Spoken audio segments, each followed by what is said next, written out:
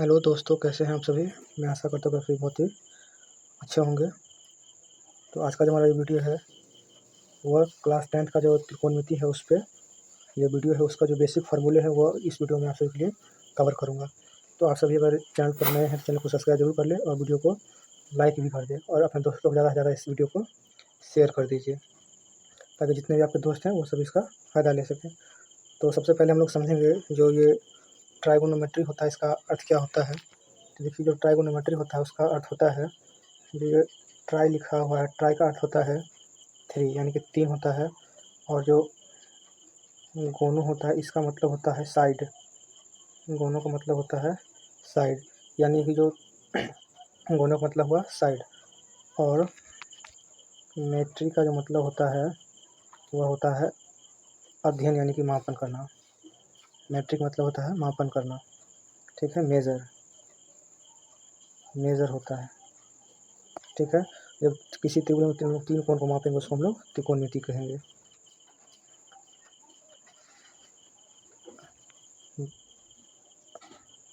जब भी हम लोग किसी भी एक राइट एंगल ट्रायंगल में जब तीन कोनों को जब हम लोग मापेंगे उसे हम लोग क्या कहेंगे, त्रिकोणमिति कहेंगे। हम तीन कोनों का माप निकालेंगे एक राइट एंगल ट्रायंगल में। मैं ट्रायंगल बना रहा हूँ यहाँ पर, आप लोग बना लीजिएगा।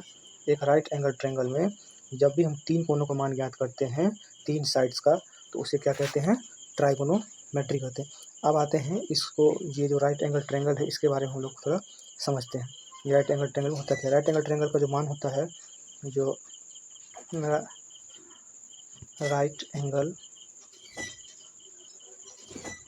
एंगल ट्रायंगल जो होता है इसका वैल्यू जो होता है वो 90 डिग्री होता है।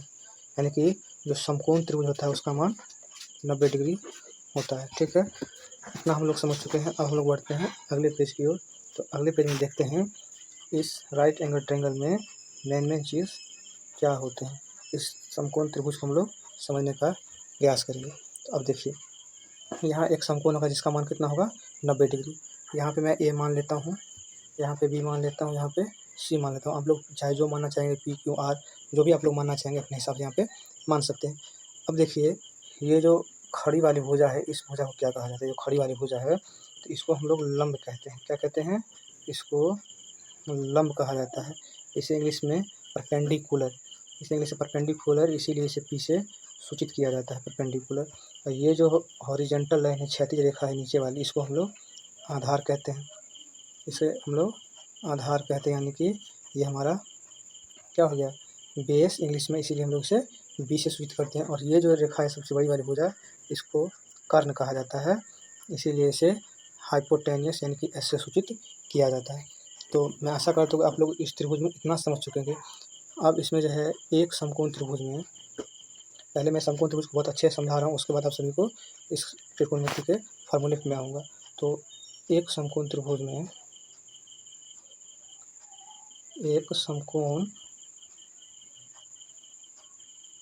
त्रिभुज में दो न्यून कोण होते हैं, दो न्यून कोण होते हैं। यानी कि जो एक राइट एंगल ट्रायंगल होता है उसमें दो क्या होते हैं, एक्यूट एंगल होते हैं। यानी कि ये जो है ये कितने का होगा, 90 डिग्री, सॉरी 45 डिग्री। कितना होगा ये 45 डिग्री, और ये भी 45 डिग्री, ठीक है। और ये कितना होगा, एक 90 डिग्री। तो इसीलिए मैंने यहाँ स्टार लगा के, आप लोग लिख लीजिए इसको स्टार में, एक समकोण त्रिभुज में दो न्यून कोण होते हैं। अब आइए अगले पे, इतना आप लोग समझ चुके हैं। अब हम लोग आते हैं फार्मूला पे, ठीक है। आप लोग समकोण त्रिभुज किसे बी कहेंगे, किसे पी कहेंगे, आप लोग समझ चुके हैं। तो अब देखिए, सबसे पहले मैं जो ट्राइगोनोमेट्रिक रेशियो है उसके बारे में लेता हूँ। तो उसमें पहला आता है, फर्स्ट जो आता है वो आता है साइन थीटा। क्या आता है, सबसे पहले साइन थीटा आता है। तो जो साइन थीटा का जो फॉर्मूला होता है वो होता है लंब बटे कर्ण, लंब बटे कर्ण होता है, ठीक है। इसको शॉर्ट फॉर्म में आप लोग ऐसे भी लिख सकते हैं, या पी यानी परपेंडिकुलर बटे हाइपोटेनिस यानी कि कर्ण, पी बटे एच भी इसे लिख सकते हैं आप लोग, ठीक है। दूसरा जो है वह है कॉस थीटा, दूसरा जो है वह है कॉस थीटा। तो कॉस थीटा के बारे में हम लोग जानते हैं, इसका जो फॉर्मूला होता है वो होता है आधार बटे कर्ण, ठीक है, आधार बटे कर्ण। इसको आप लोग लिख सकते हैं B/H, ठीक है, B/H, इसको यहाँ पे हम लोग लिख सकते हैं। अब आते हैं इसका जो एक और है वो है tan थीटा। तो tan थीटा तीसरा अंक क्या होगा यहाँ पे, tan थीटा। तो tan थीटा में होता है लंब बटे आधार,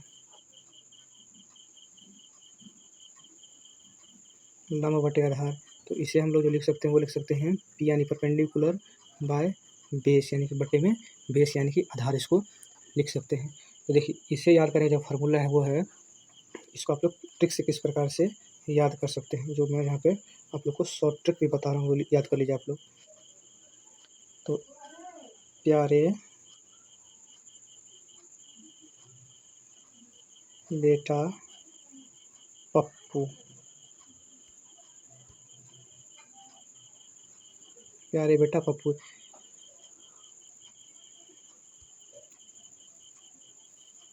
हरे हरे बोल,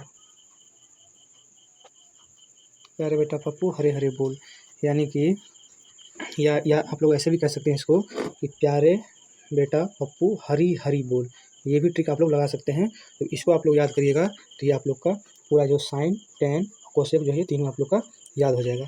अब हम लोग आते हैं जो है इसका, इससे आगे भी है 3 फार्मूला। चौथा में जो है वो है कोसेक का, क्या है वो है कोसेक थीटा का, वो कोसेक थीटा का फार्मूला है जो कि साइन का विपरीत होता है। क्या होता है वो, साइन का विपरीत होता है। इसका फार्मूला होता है कर्ण बटे लंब, तो देखिए ये हो जाएगा H/P। तो मैंने नहीं बोला ये साइन का उल्टा होता है, तब देखो आप लोग मैं प्रूफ कर देता हूँ साइन का उल्टा कैसे होता है। देखिए तो साइन थीटा का फार्मूला होता है P/H, और देखिए कोसेक का फार्मूला होता है H/P। देखिए ये दोनों आपस में क्या है, अपोजिट है, यानी कि उल्टा है। अब आते हैं एक और है, इसमें एक और है कोसेक बराबर, ठीक है, उसके बारे में हम लोग जानते हैं। पांचवा जो है वो है सेक बराबर, जो है वो है सेक थीटा बराबर।